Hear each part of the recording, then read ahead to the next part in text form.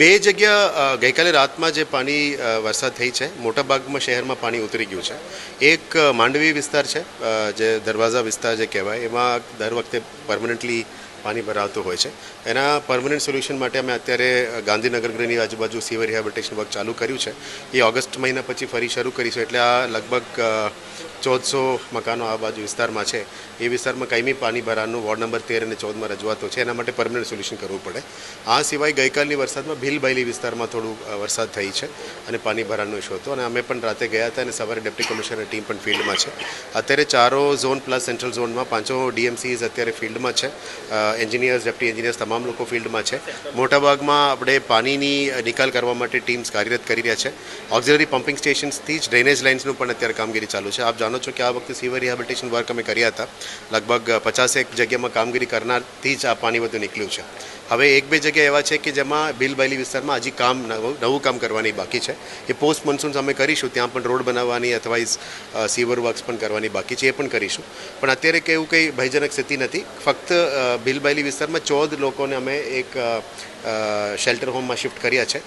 એમને પણ અત્યારે લગભગ ભોજન બધું કરી આપે છે. સાંજે એમને છોડીશું. અમે પાણી ઉતરવા માટે વેઇટ કરી રહ્યા છે. મોટાભાગમાં વડોદરા શહેરમાં રેડ એલર્ટ ચેન્જ થઈને ઓરેન્જમાં આવી ગયું છે. ઓરેન્જ ટુ યલો છે આવતીકાલે. એટલે બહુ ચિંતાજનક સ્થિતિ નથી. પણ તમામ એન્જિનિયર્સો સતત ફિલ્ડમાં કાર્યરત છે. અમે આજવા રિઝર્વાયર, તમામ પ્રતાપપુરા રિઝર્વાયર અને બ્રિજેસની લેવલનું પણ મોનિટરિંગ કરી રહ્યા છે અને ફિલ્ડમાં ટીમ એક્ટિવ છે.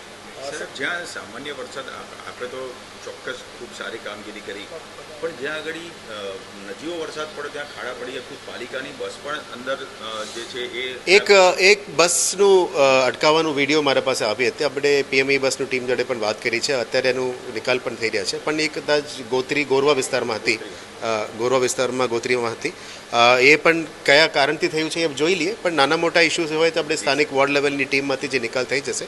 પણ અમે મોટાભાગમાં આશા રાખીએ કે પેચવર્કનું કામગીરી તરત જ થઈ જાય અને આવા કોન્ટ્રાક્ટર તરફથી કામ પણ ના થાય એના માટે સાવચેતીના ભાગરૂપે આવનારા દિવસમાં રિવ્યૂ કરવાના છે.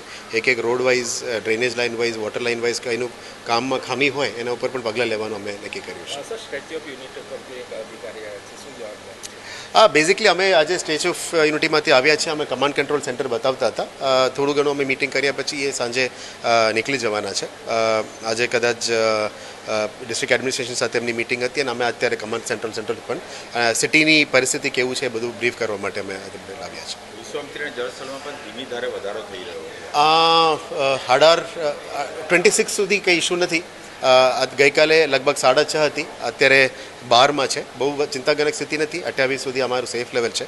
અને આજવામાં પણ હજી પીવાના પાણી માટે જ અમે પાણી સંરક્ષણ કરી રહ્યા છે. કંઈ ચિંતાજનક સ્થિતિ અત્યારે નથી.